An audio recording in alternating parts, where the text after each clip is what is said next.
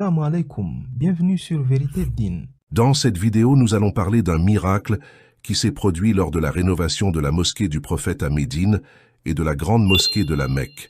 Ces deux mosquées, ainsi que la Kaaba et la mosquée Al-Aqsa à Jérusalem, sont les sites les plus sacrés de l'islam en raison de leur histoire et de leur importance considérable.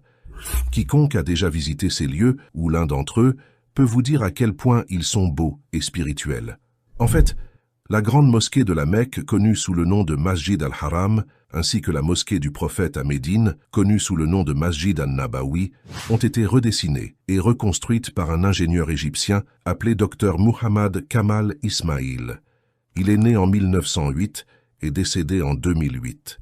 Après avoir obtenu 3 doctorats en architecture islamique en Europe, le docteur Ismail est retourné en Égypte, où il est devenu le premier ingénieur égyptien hautement qualifié à superviser des ingénieurs étrangers dans son pays. Il avait environ 70 ans lorsqu'il a signé le contrat du Royaume d'Arabie Saoudite pour la conception et la reconstruction de la grande mosquée de la Mecque, et il a ensuite signé un deuxième contrat pour rénover la mosquée du prophète à Médine.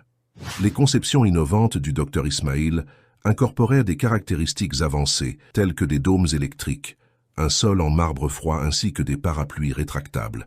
Ces éléments n'étaient pas seulement esthétiques, ils constituaient des adaptations fonctionnelles à la chaleur sévère de l'Arabie saoudite, garantissant que les fidèles puissent accomplir leurs rituels dans le confort. L'utilisation de parapluies avait pour l'objectif de fournir de l'ombre, tandis que le sol en marbre froid offrait un répit contre la chaleur brûlante. Ce projet n'était pas seulement un travail de construction, c'était une mission visant à améliorer le confort spirituel et physique de millions de pèlerins qui visitent ces mosquées. Alors voici ce qui s'est passé. En raison de la chaleur torride de l'Arabie saoudite, le docteur Ismail a voulu faciliter le tawaf des pèlerins à la Kaaba en recouvrant le sol de marbre. Le marbre est spécialement connu pour sa puissante capacité à absorber complètement la chaleur. Cependant, le marbre de meilleure qualité pour ce travail ne pouvait être trouvé que dans une petite montagne située en Grèce.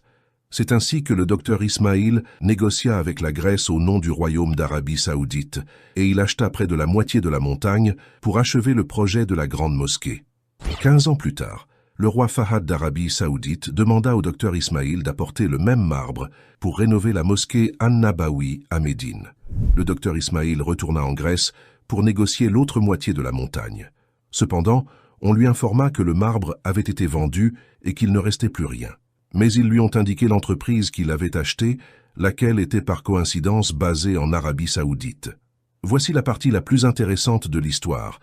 Lorsqu'il a pris contact avec l'entreprise, le docteur Ismail a été étonné de constater que le marbre n'avait pas été utilisé depuis 15 ans. Après avoir acheté ce marbre, l'entreprise l'avait conservé en stock sans savoir qu'il sera un jour utilisé pour la mosquée du prophète sallallahu alayhi wa sallam. Le docteur Ismail a fondu en larmes de joie et a directement donné un chèque en blanc au directeur de l'entreprise et lui a demandé d'y inscrire le montant qu'il voulait pour ce marbre. Mais lorsque le directeur a appris que le marbre était demandé pour rénover la mosquée du prophète, il a refusé tout paiement et a donné tout le stock gratuitement. Mes frères et sœurs, si ce n'est pas un miracle, qu'est-ce que c'est? Une coïncidence? En réalité, cette histoire devrait renforcer notre croyance dans le décret divin. Cette histoire nous montre que tout ce qui se passe dans ce monde et dans l'univers est sous le contrôle total du tout-puissant Allah, et le plan d'Allah prévaut toujours. Nous parlons ici de 2 mosquées saintes où les cœurs des musulmans du monde entier se réunissent, des lieux où des milliers de musulmans viennent chaque année pour rajeunir leur foi, se débarrasser de leurs péchés et se connecter avec leur Créateur Allah. Le docteur Ismail a ensuite pris le stock de marbre et a commencé à rénover la mosquée An-Nabawi, la concevant avec un mélange harmonieux de beauté et de praticité, incarnant l'esprit de l'architecture islamique, tout en répondant aux besoins contemporains. Cependant, il convient de noter que malgré son travail gigantesque de rénovation des 2 mosquées saintes, le docteur Ismail a refusé tout paiement. Il a déclaré qu'il ne voulait pas faire face à Allah Tout-Puissant, avec honte pour avoir accepté de l'argent après avoir rénové les maisons d'Allah. Le docteur Muhammad Kamal Ismail est décédé en 2008, mais son héritage perdure. Son histoire est celle d'un dévouement, d'une humilité et d'un génie extraordinaire. Ses contributions à l'architecture islamique et sa foi inébranlable inspireront toujours d'innombrables personnes à travers le monde.